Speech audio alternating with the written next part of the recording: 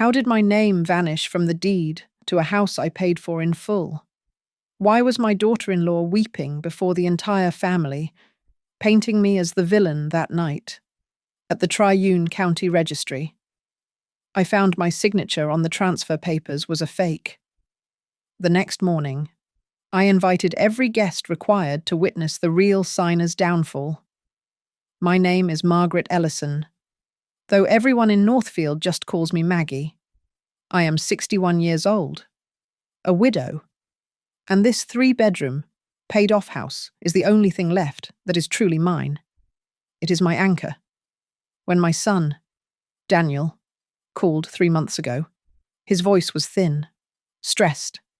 He is 38, but in that moment, he sounded like a teenager. "Mom, our lease is up, and the rent increase is insane," he'd said, a forced casualness in his tone. Harper and I were wondering, just for 2 months. "Mom, 60 days. Just until we find a new place?" Harper, my daughter-in-law, 34 years old and always dressed impeccably. She is a woman of curated politeness, the kind that smiles beautifully while assessing the room, her eyes always calculating. "But Daniel is my son." "Of course." I said yes. They arrived on a Tuesday. By Friday, the house had begun to tilt. It started with sound. Harper, always with a gentle murmur and a hand to her temple, would lower the volume on my television. "Just a slight headache? Maggie, you don't mind, do you?" It wasn't a question. Then it was the kitchen, my food, the recipes I had cooked for Daniel his entire life, suddenly became a problem. "We're trying to cut back on oils." "Mom," Harper announced, holding my favorite cast-iron skillet as if it were a biohazard. She helped by creating a new menu. She helped by reorganizing my pantry. She helped by setting a rigid shopping schedule that she would oversee. I am not a fussy woman, but I know where I put things. I keep my home in a specific order. 2 weeks into their stay, I went to the small drawer in the hallway desk for a postage stamp. The contents had been shifted. The spare keys were no longer in the corner, and the scissors were in the wrong slot. It was tidy, but it was her tidy, not mine. A chill crept up my spine. Later that day, I found the mail on the kitchen island, a statement from Northfield Savings, my bank. The envelope was sealed, but the edge was puckered and damp, the flap hastily pressed back down after being steamed or prized open. I told myself I was imagining things, that I was being the territorial old woman they write stories about. I went to my study, to the small filing cabinet where I keep my essential documents. I have a simple accordion file, insurance policies, my husband's death certificate, the car title, and, in its own plastic sleeve, a photocopy of the deed to my house. I kept it separate from the original, which was in a bank vault. I flipped to H for house. The plastic sleeve was there. The K-clip I used to fasten it was there. But the folded photocopy of the deed was gone. A hollow, cold feeling opened in my stomach. "You misplaced it, Maggie," I whispered to the empty room. "You're getting forgetful. You're being paranoid." I closed the drawer, but my hand was trembling. The paranoia solidified into fear a week later. Harper was on her way to the grocery store. "Maggie," she called out, her voice bright. "Do you mind if I borrow your store membership card just to get the discount?"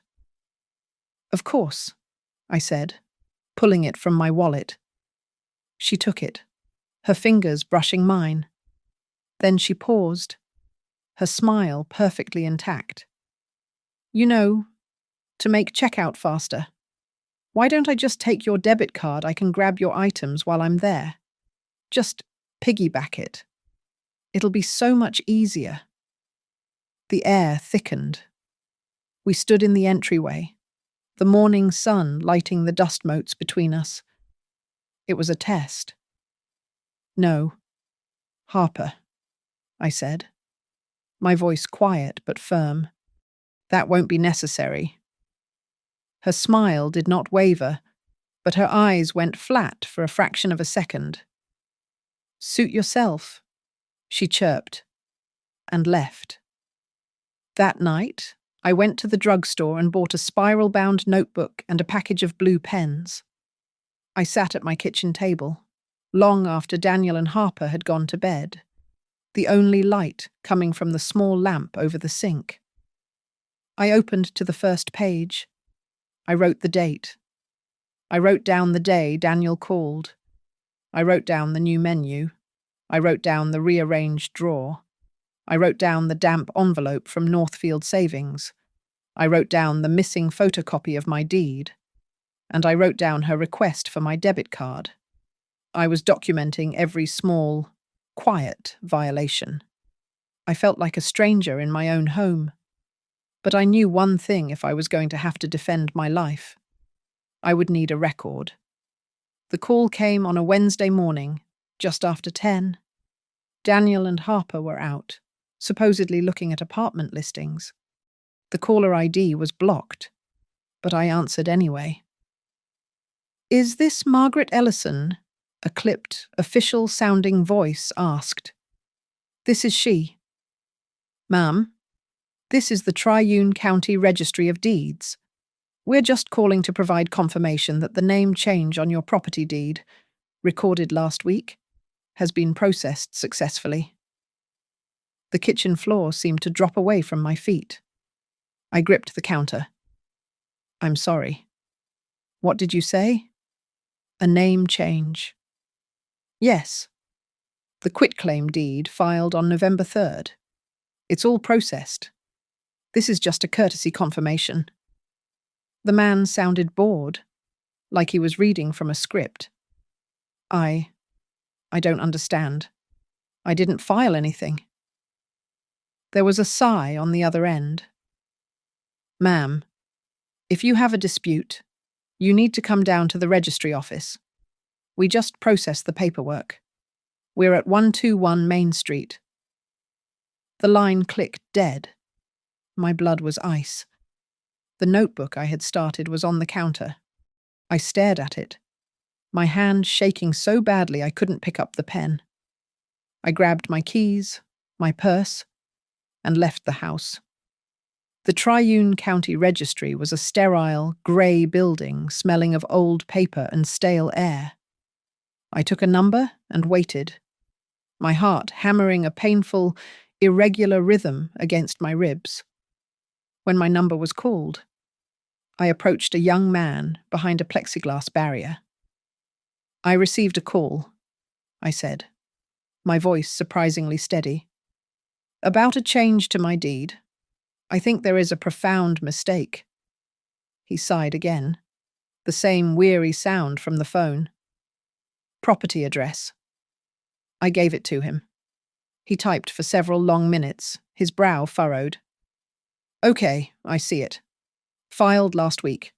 November 3rd. It's a quitclaim deed." "A what?" "A quitclaim," he said, turning the monitor slightly. "It transfers the interest in the property. It looks like—" "Yes." It transferred from M. Ellison to two new grantees, Daniel Ellison and Harper Lane, as joint tenants with right of survivorship. Ejati duaros. I knew what that meant. If one died, the other got the whole thing. It bypassed probate. It bypassed a will. It bypassed me. "I want to see it," I demanded. "Now." He disappeared into a back room and returned with a file. He laid a document on the counter, and there it was. My home, signed away on a single sheet of paper. I stared at the signature line. M. Ellison. It was a decent forgery. It was my name, in my looping cursive, but it was just slightly too careful, too deliberate. That is not my signature, I said, the words tasting like metal. Ma'am, it's notarized, the clerk said, pointing to a stamp at the bottom. See notarized by J. Rowe at an Atlas signing agency. That's a valid legal transfer. I looked closer. My eyes scanned the notary block, absorbing every detail. Atlas signing agency. J. Rowe. And the date November 3rd, time 6:30 p.m. A sharp, cold clarity cut through the panic. November 3rd. That was a Tuesday. On November 3rd, from 6 p.m. until 8 p.m., I was at the Senior Community Centre, I said, locking eyes with the clerk. I attend the Golden Steps Dance Club. There are 22 witnesses who saw me there. I was nowhere near an Atlas signing agency. The clerk's bored expression finally cracked. He looked nervous. Well, they had to provide ID. What ID? He shuffled the papers and pulled out a photocopy of an ID attached to the notary's filing. It was a copy of my driver's license. It was blurry, a bad copy of a copy. But it was me. I looked at the expiration date. This is wrong, I said. This is a photocopy of my old license. The expiration year is incorrect. My current license expires in 2027, not 2023. The clerk swallowed. Ma'am, this is serious. You probably need to file an affidavit of forgery. I can put a temporary administrative flag on this record, pending investigation. But you need a lawyer. I nodded. The ice in my veins had turned to steel. I need a complete copy of this entire file. Every page. Right now. That'll be $2 per page. I don't care if it's $10 per page. Give it to me. While he made the copies, I took out my phone. I leaned over the counter and took high-resolution photographs of the original. I photographed the forgery, the notary stamp, the recorded book number, the exact time stamp, the blurry ID. I captured every ink stroke. I paid for my copies, my hands no longer shaking. I walked out into the cold afternoon air, got into my car, and locked the doors. I sat for 1 minute, breathing, in, out. Then I picked up my phone. I did not call Daniel. I searched for Northfield property attorneys. A firm, Cortez and Vale, came up with good reviews. I dialed the number. Cortez and Vale. How can I help you? My name is Margaret Ellison. I need to speak with Ms. Riley Cortez. It is an emergency regarding deed fraud. They put me on hold for less than 30 seconds. This is Riley Cortez. Her voice was sharp, fast, and exactly what I needed. Ms. Cortez, I said, the packet of copied lies heavy on my passenger seat. My house has been stolen. I need to see you tomorrow. I'm in court all morning. Can you be at my office at 8 a.m.? I will be there, I said, and hung up. I started the car, the engine a low growl, and I drove home, to a house that was no longer in my name. That evening, I was quiet. I made my standard dinner, a simple roast chicken, and pretended that the ground beneath my feet was not fractured. I acted the part of the 61-year-old widow, slightly dotty, but harmless. Harper and Daniel were in the kitchen, believing I was in the living room watching the news. They kept their voices low, but sound travels in a house you have known for 30 years. You learn its acoustics. Cannot be late on the car payment again, Harper hissed. Her voice was a sharp, angry whisper. It's the credit cards plus the car. We are over $50,000 in the red. Daniel, this has to work. It will work. Just lower your voice, Daniel replied. His voice was not the voice of my son. It was the voice of a cornered man, weak and reedy. I sat there, frozen, the chicken growing cold on my plate. $50,000. The next morning, I cornered Daniel while Harper was in the shower. I tried to keep my voice casual, a mother asking a simple question. Daniel, I noticed the mail has been a bit disorganized. Has anything important come for me? He flinched, but quickly recovered, putting on that patient, condescending smile. Mum, we've been sorting it. Don't worry about it. He put his hand on my shoulder. You're getting older. Harper and I, we just think it's for the best if we start managing things. You know, to look out for your future. Just so the paperwork is easier later on. What paperwork? Daniel?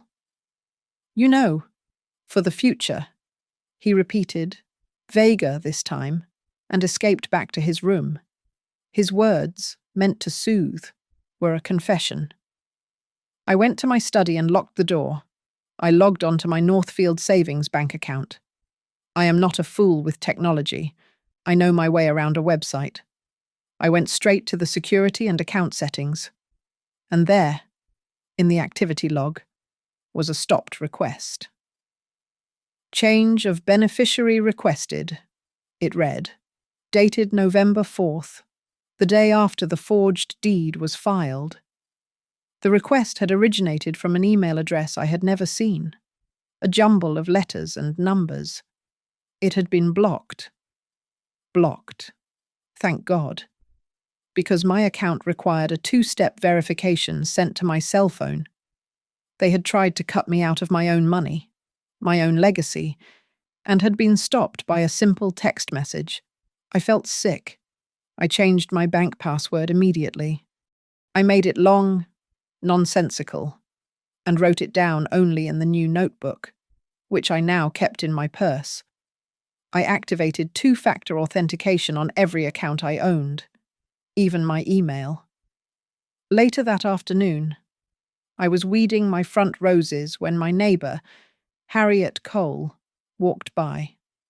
Harriet is 72, sharp as a tack, and worked for 30 years as a senior clerk in the Triune County Registry.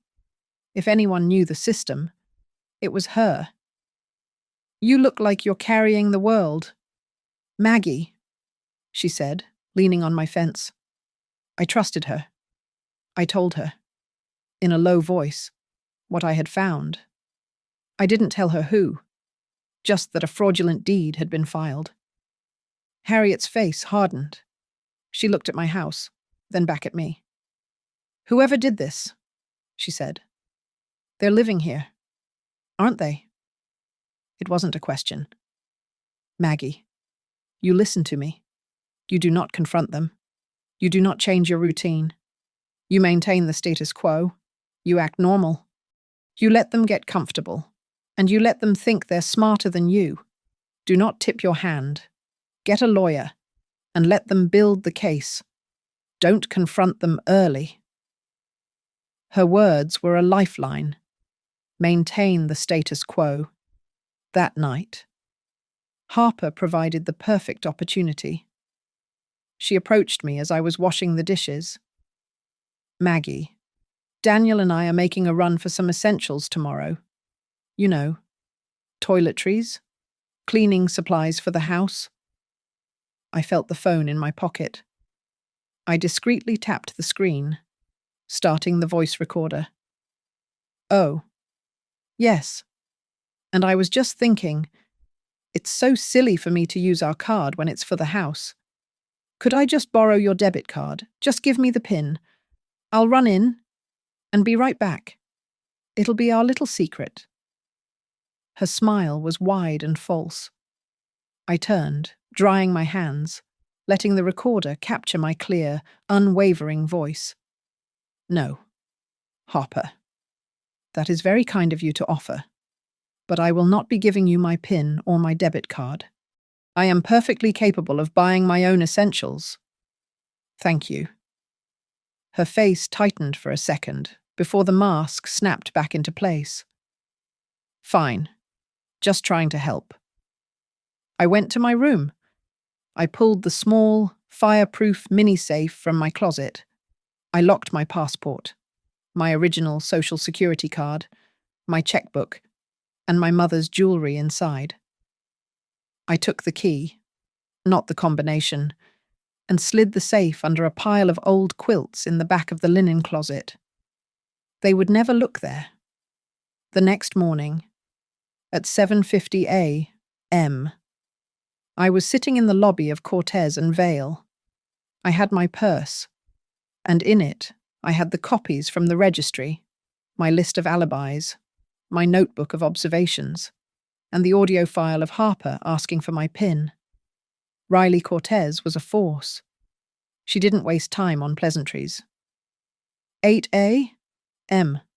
Sharp. I like that. Walk with me. We went into her office, and I laid everything out on her desk as she poured 2 cups of coffee. I gave her the timeline, the call, the forged signature, the blurry ID, the dance class alibi, complete with the names of the 22 members, the $50,000 debt I overheard, the attempt on my bank account, the audio recording. She listened, her expression unreadable. When I finished, she picked up the copy of the forged deed. They used J.T. Uros, she said, a flicker of cold anger in her eyes, to bypass your will. This wasn't just panic, this was planned. I know, I said. And I don't just want to fix this. Ms. Cortez. She looked up at me. What do you want, Maggie? I want them exposed. I want to do this in a way that there is no escape. No, it was a misunderstanding. No, Mom is just confused. I don't just want to win.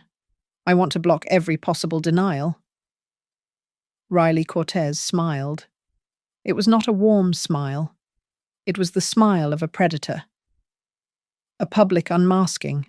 I like that. We can serve them, file the affidavit, and it's done. But that's quiet. You want it loud? I want it loud. I confirmed. Then we need to create a stage, Riley said, leaning forward. And we need to invite an audience. I maintained the status quo, just as Harriet had advised. That night, I cooked a pot roast, the smell of rosemary and thyme filling a house that felt like a stage set for a tragedy.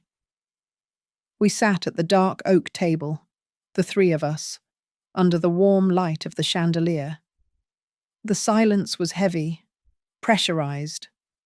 Harper, predictably, was the one to break it. She set her fork down with a delicate click. Maggie, she began, her voice smoothed with feigned concern. Daniel and I, we've been talking. We're just so grateful to be here. And it's made us realize, well, how vulnerable you are. I kept my eyes on my plate. Vulnerable. How so? This big house, she said, gesturing around the dining room. It's a lot for one person. The upkeep, the taxes.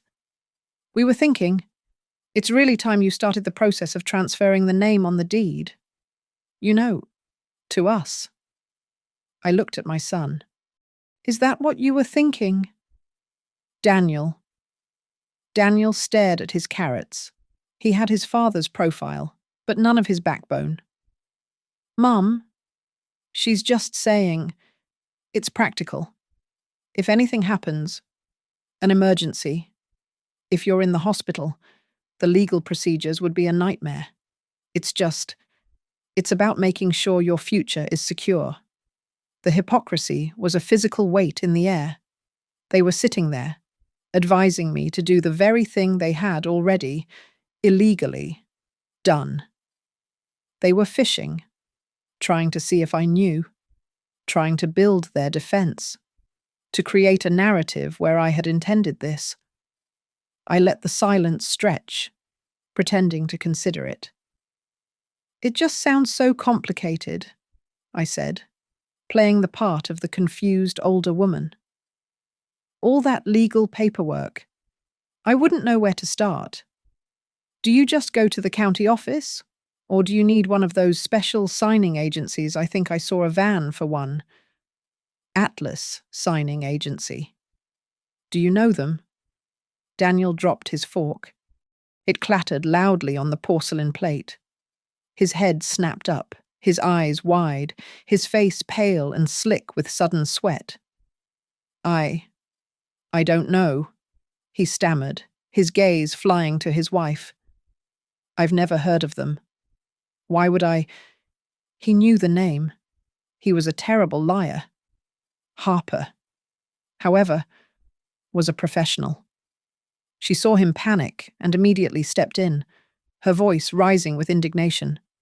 See, Maggie, this is exactly what we're talking about. You're getting confused by things you see on vans. We're just trying to provide you with legal safety, to look out for you. I don't understand why you're being so difficult. She was performing now, playing the wounded, caring daughter. I let her finish. I waited until her manufactured tears had subsided. Then, I looked at her, my voice calm and measured. You are right, Harper, I said. I shouldn't be confused about my own home, and I'm going to take your excellent advice. I paused, turning my gaze to her. I'm going to go down to the Triune County Registry first thing tomorrow morning. I'm just going to ask them some questions to clear up my confusion about the whole procedure. Since you are so concerned about my legal safety, why don't you come with me? The effect was instantaneous. Harper froze, her mouth slightly open. It was a half-second, a flicker of pure, unadulterated panic in her eyes before the mask snapped back into place. She glanced at Daniel, who was now examining his napkin as if it were the most interesting thing he had ever seen. Tomorrow, Harper said, her voice a shade too high. Around 10 a.m., I suggested, smiling pleasantly. We can make a morning of it. She forced a tight, brittle smile. Of course, if you think it's necessary. I'm happy to help clear up your confusion. Wonderful, I said, picking up my own fork. It's settled then. That night, after they were asleep, I went to my study and locked the door. I sat at my desk and pulled out my phone. I sent a text message to Harriet. Need you at the Triune Registry lobby tomorrow at 10 a.m. Act like you're waiting for an appointment. I need a witness. Her reply came back in less than a minute. I'll be there. I'll bring a book. Next. I logged into my email. I sent a message to Riley Cortez. Riley, the trap is set. They agreed to meet me at the registry tomorrow, 10 a.m. I need you to be there by chance, at 10:05. Please have any available public records regarding a notary named J. Rowe or the Atlas Signing Agency. We are going live. Finally, I took out the manila envelope. Inside, I placed the color printouts of the forged deed, the blown-up image of the blurry driver's license, and the snapshot I had taken of the notary's stamp. I added the sheet from my notebook listing my alibi, the Golden Steps dance class, the exact time, and the list of 22 potential witnesses. I sealed the envelope, not with a lick, but with a long, decisive strip of clear packing tape, pressing it down firm. I was ready. The lobby of the Triune County Registry was humming with the sound of public bureaucracy. It was 10 a.m. on the dot. The air was stale, and the digital number display clicked softly, endlessly. Across the room, near the vending machines. Harriet Cole sat reading a paperback. She did not look up, just another citizen waiting patiently. At 10:03, the glass doors slid open, and my rescuers arrived. Harper led the way, dressed in a pale yellow dress that screamed innocence. She had a look of strained, patient concern on her face, the kind reserved for difficult relatives. Daniel followed, clutching a bottle of water, his eyes darting around the lobby as if he were walking into a trap. They spotted me near the information desk. "Maggie," Harper said, her voice loud enough for the people nearby to hear. "We're here. We'll help you get this sorted out." She tried to take my arm, but I stepped away toward the inquiry counter. The same clerk I had spoken to before saw us and motioned us to an auxiliary desk. "Ma'am, you said you had questions." Before I could speak, a sharp, professional voice cut in from my left. "Maggie, what a surprise to see you here." Riley Cortez, in a sharp grey suit and carrying a leather briefcase, stopped as if she had just noticed me. Harper's eyes narrowed instantly. She physically stepped between me and Riley. "I'm sorry. Who are you? This is a private family matter." "This is Ms. Cortez," I said, my voice calm. "And she is my legal counsel." "You're—" "What?" Daniel stammered, his face losing the last of its colour. "We were just in the neighbourhood for a filing," Riley said smoothly, ignoring Daniel and addressing the clerk. "Ms. Ellison has some concerns about a recent filing on her property, specifically a quitclaim deed filed on November 3rd. We are here to inspect the notary's journal." The clerk looked flustered. "The notary journal, ma'am. We don't keep those. Those are the property of the notary." "That is correct," Riley said. "And under Trioune County Revised Statute 88C, when a property owner formally alleges deed forgery, they, or their counsel, have the right to request an immediate registrar-supervised inspection of the associated notary log. We filed the request this morning at 9 a.m. I believe J. Rowe of the Atlas Signing Agency is already waiting." On cue, a nervous-looking man in a cheap suit was waved over from a bench. He was holding a black, official-looking journal. Harper looked at the man, then at the book, and I could see a bead of sweat forming on her temple. "If you'll please open the log to November 3rd, Riley commanded. The man fumbled, his hands shaking, and opened the book. Riley pointed. "The entry for 6:30 p.m., the identification provided." The clerk leaned over to read. "It says, a U.S. passport." "A passport," I said, projecting my voice. "But that's impossible. I haven't travelled in over a decade. My passport is in a bank vault, and it expired in 2017. How do you know what it says?" Harper whispered, her eyes locked on the book. "Because the notary was sloppy," Riley said. "The log entry also requires a sample signature from the bearer." She spun the book around for the clerk and us to see. In the box, there was a cramped, shaky signature that looked nothing like the forgery on the deed, and absolutely nothing like my own. "That's not her," Daniel blurted out, a desperate, high-pitched sound. This is a different person." "A different person," Riley repeated, savouring the words. "I agree." She turned to the clerk. "This registry has security cameras, does it not? We would like to see the footage for the public notary station for this date and time." The clerk, now fully on our side, typed at his terminal. Yes, ma'am. We have archive footage. He turned a small monitor on his desk. The video was grainy, time-stamped in the corner. It showed the notary, J. Rowe. It also showed the woman signing. She wore a dark brown wig and a blue surgical mask. But she made one mistake. She reached across the desk to take the pen. She's shorter than I am, I said clearly. Much shorter. I am 5'9". That woman is barely 5'4". At least 10 centimeters difference.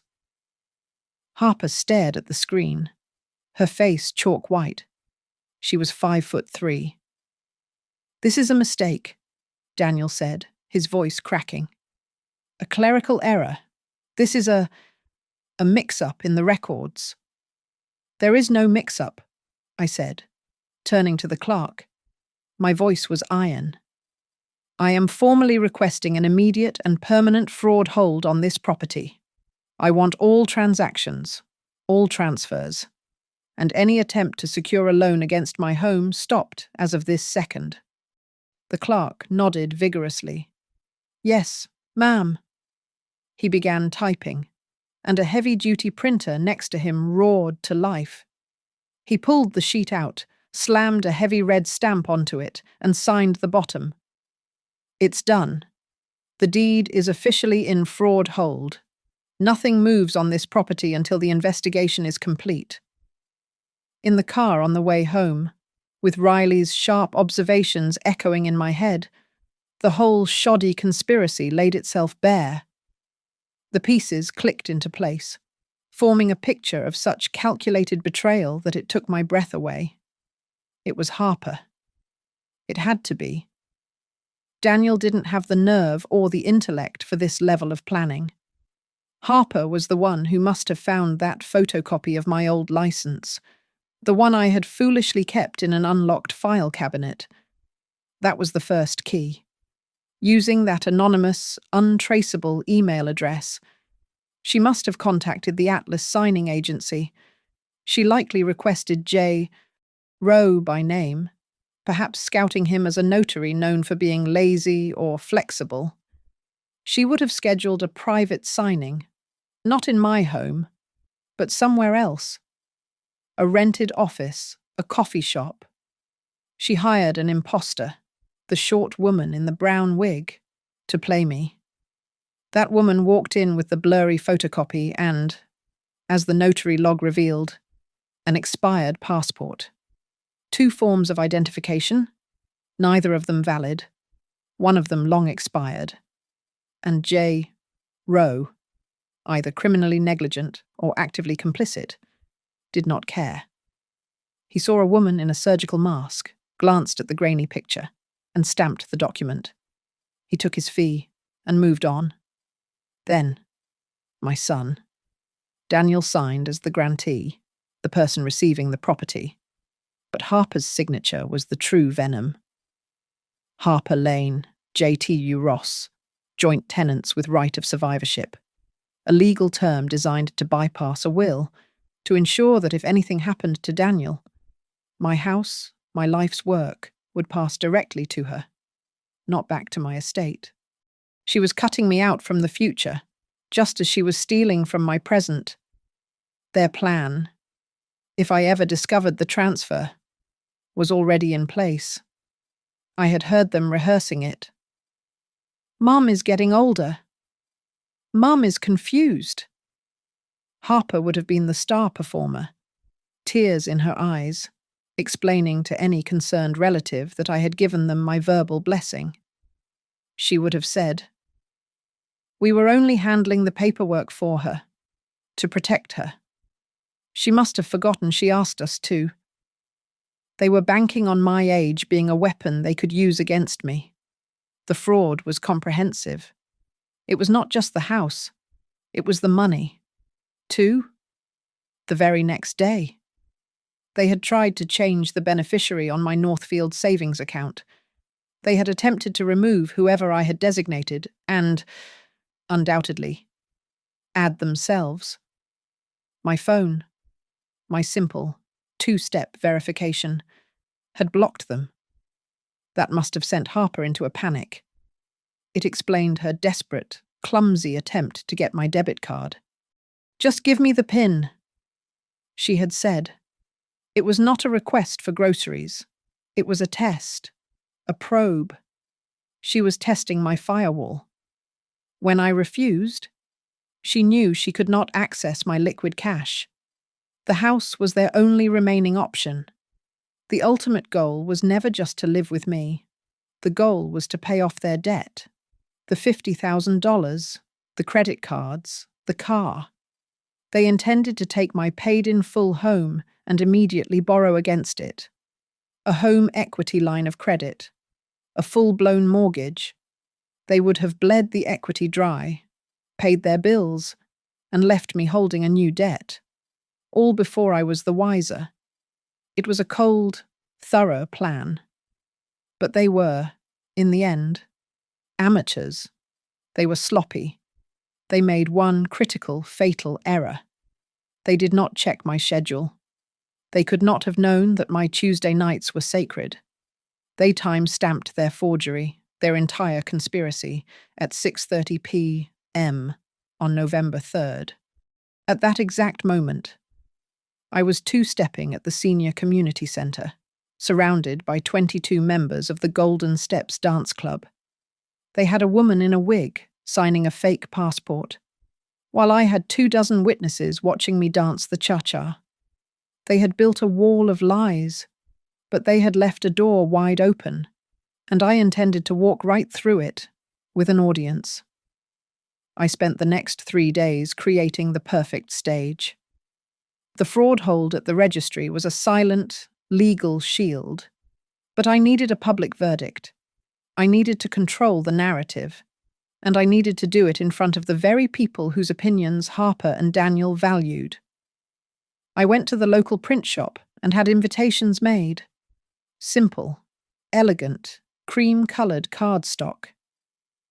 "You are cordially invited," they read, "to a Sunday brunch, celebrating 30 years in the Ellison home." I invited my late husband's sister, who could carry gossip faster than a telegram. I invited the neighbors on both sides, the ones who had watched Daniel grow up and now saw him as a stranger. I invited my entire Golden Steps dance club, my 22 alibis. Daniel and Harper, trapped in the house by their own deceit, were unnerved. "A party, Mom?" Daniel asked, his eyes hollow and haunted since our trip to the registry. "Is that really a good idea, with all the confusion?" "It is the perfect idea," I said, my voice bright and brittle. I was playing the part of the widow who, rattled by a bureaucratic mix-up, was clinging to sentiment. That very confusion made me realize, Daniel, life is short. 30 years in this house. It's a milestone. I want to celebrate my journey here. I need to. Harper's eyes lit up. She saw an opportunity.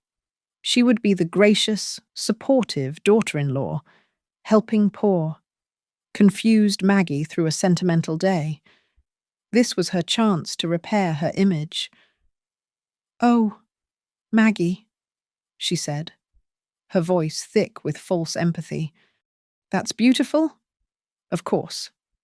We will help you celebrate. It's so important to focus on family." I knew, in that moment, she was already composing her tearful, devoted speech. Sunday was beautiful. A crisp, sunny Northfield afternoon. I had caterers set up white tables and chairs in the garden. I ordered mimosas and a large buffet. I wanted the scene to be one of absolute, suffocating normalcy. My guests arrived. Bill, my friend from the dance club, came early. He's a retired high school principal with a booming, theatrical voice and a deep love for the spotlight. "Maggie, my dear," he whispered. "You said you hired me as a master of ceremonies. What? Precisely. Am I introducing—" "Bill," I said, I just need you to introduce a small presentation. I want to tell the story of this house, its journey. You know, just follow my lead. Harper and Daniel emerged from the house, playing the part of the dutiful children. Daniel, looking miserable, was carrying a large, ornate cake from the most expensive bakery in town. We wanted to contribute. Mom, he said, refusing to meet my eyes. A prop. A peace offering. Harper was glowing. She wore a pale blue dress and had her hair pinned up. She looked angelic, and she knew it. She moved through the guests, her hand on Daniel's arm, a portrait of marital strength. In her other hand, she clutched a small stack of index cards. Her speech. "Thank you for coming," she murmured to my sister-in-law. "It means so much to Maggie. She's been so emotional lately." I had arranged a small table near the patio. On it, I had placed a small, portable business projector. I had draped a beautiful silk scarf over it, making it look like a simple, if odd, centerpiece. Tucked underneath, out of sight, was my laptop, fully charged and connected. At noon, Harriet arrived. She carried a flat, rectangular object, beautifully wrapped in gold foil with a large bow. "Happy anniversary, Maggie," she called out, loud enough for several guests to turn. She handed it to me. It was heavy. "Oh, Harriet, you shouldn't have," I said. "It's just a little something I put together for you," she said, winking. "A history of Northfield Public Records." I knew inside that wrapping was not a history book, but a professionally bound document containing the certified copies of J. Rowe's notary journal, the time-stamped stills from the registry's security camera, and a copy of my dance club's attendance sheet from November 3rd. I placed the gift on the presentation table. Riley Cortez arrived last. She wore a linen sundress and dark sunglasses, looking less like a lawyer and more like a distant cousin. She blended seamlessly into the crowd, got a glass of sparkling water, and found a spot near the back, observing, in her large straw handbag, I knew, was a thick, sealed envelope, the affidavit of forgery, drafted, notarized, and ready to be served. Finally, two individuals in crisp, navy blue polo shirts arrived. They were not police. They were officers from the Community Safety Liaison, a local civil service I had called that morning. I had explained, my voice trembling, that I was hosting a party to celebrate my home, but was worried about a disruptive family member who might cause a scene. They understood perfectly. They stood politely by the front gate, a quiet, official presence there to ensure the event remained safe for all guests. The stage was set. Every actor was in place. At precisely 12:30, once everyone had a plate and a drink in their hand, I tapped a mimosa glass with a spoon. The crystal rang out, silencing the chatter. "Friends, thank you so much for coming," I said, my voice warm and welcoming. "It means the world to celebrate this milestone with you. But before I start rambling on about the last 30 years, I know my dear daughter-in-law, Harper, who has been such an incredible support, wanted to share a few words about what this house means to the next generation." I smiled at her. This was her stage. She ate it up. Harper, clutching her small stack of index cards, stepped forward, her face a perfect mask of humility and love. She took a deep, shaky breath, and her eyes instantly welled with tears. "Thank you, Maggie," she began, her voice thick with emotion. "Thank you all for being here. This house. It is not just a house. It is a legacy. She looked around the garden, at my sister-in-law, at my neighbors, and Maggie, Mom, in her infinite wisdom and generosity, has given us the greatest gift. She placed a hand on Daniel's arm, who looked like he was about to be sick. She has already transferred the deed to us, to her children, so she can rest, so she can enjoy her golden years knowing that her future, and ours, is secure. A few people in the crowd awed softly. My sister-in-law looked deeply moved. Harper was crying now, triumphant tears. We are just so grateful. The garden was silent, everyone captivated by her performance. Wow, I said, my voice clear and bright, cutting through the heavy sentiment. Thank you, Harper. That was truly a speech. I walked over to the small table by the patio. And you know, your words, securing the future, transferring the deed, it reminded me. I put together a little presentation of my own on that very subject.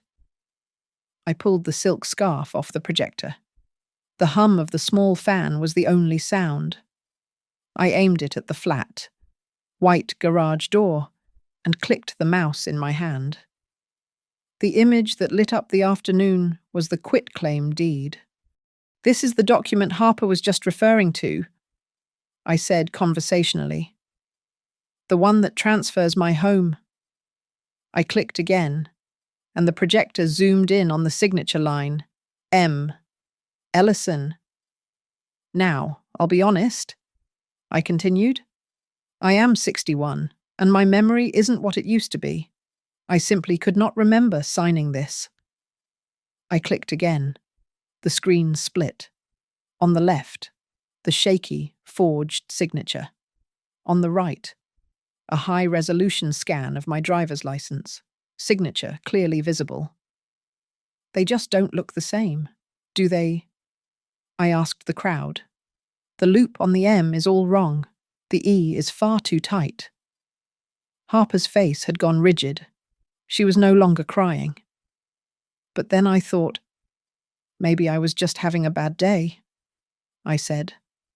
Luckily, the Triune County Registry is so thorough. They keep video. I clicked again. The grainy, time-stamped video from the notary station filled the screen. The short woman in the brown wig and surgical mask appeared, signing the book. Now, as you all know, I am 5'9", I said. This woman, she's much shorter. Wouldn't you say, perhaps 5'3" about your height? Wouldn't you say? Harper. Harper did not move. Daniel was shaking so hard he spilled water from his bottle. But a video is blurry, I conceded. That's why I am so grateful for Harriet's gift. I turned to my neighbor. Harriet, you were a clerk for 30 years. You know how important the notary log is. What did your research find? Harriet, holding the bound document I had seen her arrive with, stepped forward. The log was fascinating. Maggie, she announced, her voice carrying across the lawn. It says here the signer, this Maggie Ellison, presented an expired passport as ID, but the best part is the notary's required description. Harriet cleared her throat and read. Signer wore a surgical mask, identifying marks one small, dark scar on the underside of the left wrist. A collective gasp went up. Every eye in that garden moved from Harriet to the screen, and then to Harper. I just looked at her. A scar, I said softly. Or, perhaps, a large, dark mole. Harper, in her sleeveless blue dress, had her left hand clutching her index cards. She instinctively tried to pull her arm back, but it was too late. Everyone saw it. On the pale skin of her left wrist, exactly where a watchband would end, was a prominent, dark mole. The silence was absolute. Daniel turned to his wife, his face a grotesque mask of sweat and terror. "Harper," he choked out, his voice trembling. "Harper, explain. Explain that." Harper's face crumpled. The act was gone. The fake tears were replaced by a torrent of real, ugly despair. She ripped the index cards in half and threw them on the grass. "Explain," she shrieked, the sound tearing through the perfect Sunday afternoon. "He wants me to explain." She spun, her eyes wild, pointing not at Daniel, but at me. "I did it. Yes, I did it.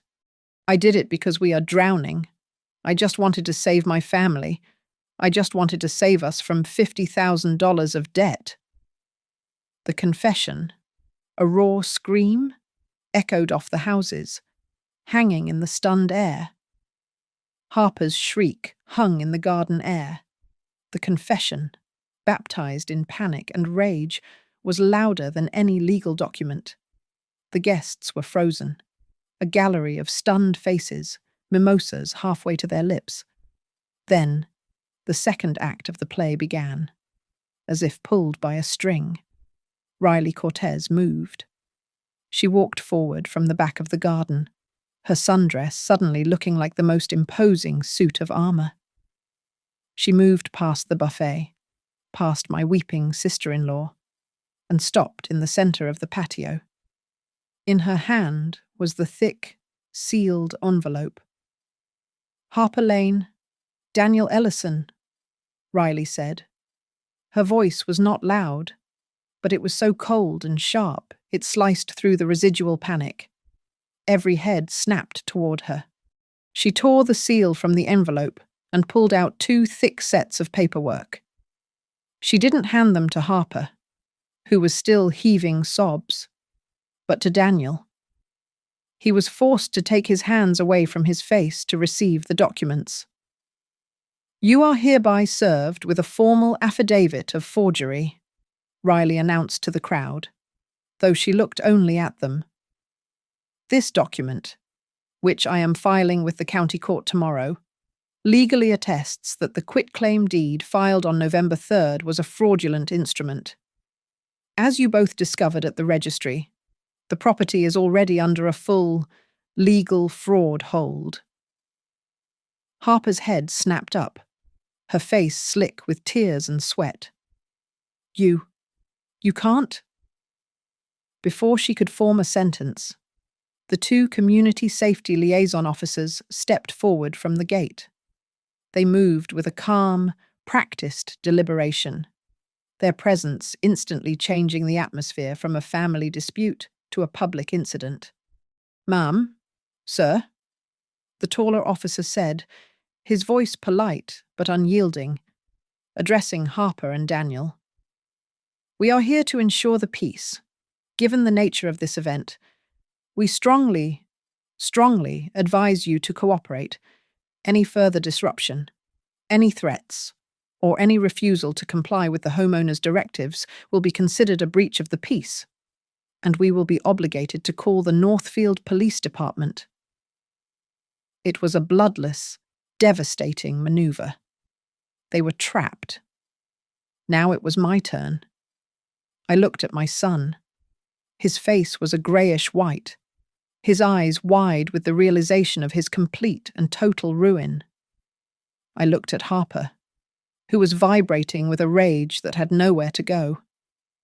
"Here," I said, my voice steady, "is what happens now. This is my boundary." I paused, letting the words sink in, letting every guest lean forward. "You have 24 hours. 24 hours, Daniel whispered, the words barely audible. 24 hours to pack your belongings and to leave my home." I clarified. "You will be out of this house by noon tomorrow. You will leave the key I gave you, and the copy you had made without my permission, on the kitchen counter. You will not set foot on this property again. If you do, I will have you removed for trespassing. You can't just throw us out, Harper hissed, finding her voice. Oh, I assure you, she can, Riley Cortez interjected, stepping forward again. And you should be grateful that is all she is doing. Let me be clear about what you are facing. Riley held up her copy of the affidavit. This document, she said, will be attached to a criminal referral. We are looking at conspiracy to commit fraud. We are looking at forgery of a public document. We are looking at attempted theft of real property in excess of $500,000, all of which are felonies. As if on cue, Harriet Cole stepped up, holding her gift, the bound document. And I, Harriet announced, her voice booming like a judge's gavel, will be signing my own affidavit as a 30-year officer of the registry, testifying to the criminal negligence and procedural violations of the notary, J. Rowe. He will be disbarred, and when he is, he will name the people who paid him. That was the word, the one that broke him. Felonies. Daniel's legs gave out. He did not just sit. He collapsed into the patio chair behind him, the force of it rattling the wrought iron. He put his head in his hands, and this time, his sobs were real. Mum, he choked out. Mum, I was wrong. I was wrong. Please. I was wrong. Harper, desperate, tried one last time. She turned to the crowd, her arms outstretched, a failing martyr. It was the debt you don't understand. We were drowning $50,000, the pressure. We had no choice. I was just trying to protect my family. Riley Cortez looked at her with a tiredness that was colder than any anger. Motive, Riley said flatly, does not erase the act. You had a choice. You chose this. The garden was silent. My friends, my neighbors, my family, they were all witnesses. I looked at my son, still crumpled in the chair, and at his wife, who was finally, utterly, silent. It is over, I said, my voice echoing in the stillness. The confusion is resolved. From this moment, the process to restore my name, and my name only, to the deed of my house begins. And your names, I said, looking from Daniel to Harper, will be removed from it, permanently. Riley Cortez did not wait for the silence to break. She stepped forward, past the stunned guests, and placed the final document on the patio table, right next to the expensive cake Daniel had carried in. She produced a heavy, blue ink fountain pen. Maggie, she said, her voice clear and projecting to every corner of the garden. This is the final step for today. This is the rescission and revocation of fraudulent transfer. By signing this, in front of these witnesses, you are formally declaring the quitclaim deed filed under fraudulent pretenses to be null and void. I stepped forward. I took the pen. In front of my friends, my neighbors, and the sister of my late husband, I signed my name, my real name, in my own, strong, deliberate hand. As I put the cap back on the pen, Harriet Cole stepped up, that gold-wrapped gift in her hands. Well, I think this is the right time. Then, she said, her voice warm. She tore the foil paper away, revealing not a small, heavy, polished brass plaque. She handed it to me. The engraving was deep and clear. Ellison House paid in full owner Ellison! My eyes stung, but I would not let them see me cry. I held that plaque in my hand. It was an anchor. Across the patio. Daniel stood up, his body moving like that of an old man. He looked at the buffet table, at the large, obnoxious bouquet of lilies and roses Harper had ordered. which still had a small, glittering card sticking out. "Congratulations on the new home." With a choked sound, Daniel walked over. He fumbled with the card, ripped it in two, and then grabbed the entire, beautiful arrangement. He walked to the large trash can by the side of the house and shoved the whole thing in, stems up. It was the most definitive, honest action I had seen from him in months. That final act, this visual surrender, seemed to break Harper. She had been standing frozen, her body rigid, as the two community safety liaison officers politely stood near her. But seeing the flowers in the trash, she ripped her arm free. She wasn't just angry now. She was completely broken. "Why?" she shrieked, her voice cracking, her face a mask of tears.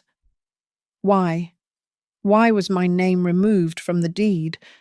The question, the very hook of this entire nightmare, hung in the air. This time, however, everyone knew the answer. My sister-in-law, a woman who rarely spoke ill of anyone, just looked at Harper and said, "Because it never belonged to you." I turned to my guests, who were still standing, a silent, stunned audience. "I know this was not the celebration I invited you to," I said, my voice steady. "But it was the one I needed. Thank you. Thank you all for being here today. Thank you for witnessing the truth." Riley Cortez stepped beside me. "All business." "Just so everyone is clear," she announced, "my office will be filing this affidavit and the criminal referral at 9 a.m. tomorrow. We will also be formally requesting the Triune County District Attorney investigate the Atlas Signing Agency and the notary, J. Rowe, for their role in this conspiracy." The liaison officers had heard enough. "Ma'am," the taller officer said to Harper, his voice polite but unyielding, "it is time to go." Harper didn't resist this time. She just wept, loud, racking sobs as they guided her by the elbow down the walkway and out the garden gate. Daniel, not looking at me, not looking at anyone, picked up the single bag Harper had dropped and followed her out. A silent, hollowed-out shadow. I watched them go. The gate clicked shut behind them. My friends and neighbours began to move, coming up to me, one by one, offering quiet words of support, patting my arm. Bill, my dance partner, gave me a hug. "That," he said, "was a performance for the ages. Maggie." Slowly, they dispersed, leaving me with Harriet and Riley in the quiet, leaf-strewn garden. After we had coordinated the next steps, they too left. I was alone. The sun was starting to set. I picked up the small, heavy brass plaque Harriet had given me. I walked to the garden gate. I took a piece of sturdy wire from my tool shed. I did not hang it on the house, where they could have seen it. I hung it on the inside of the gate, facing me, a reminder of what was mine. I closed the gate and slid the heavy iron latch across. The sound it made, a solid, definitive thud, was the most satisfying sound I had ever heard. The storm was over. The knot was tied. The door was locked. Thank you so much for listening to my story. I would love to know where in the world you are tuning in from. So please comment below and share your thoughts. Subscribe to Grandma's Family Diary, give this video a like, and support us by hitting that hype button so more people can hear this story.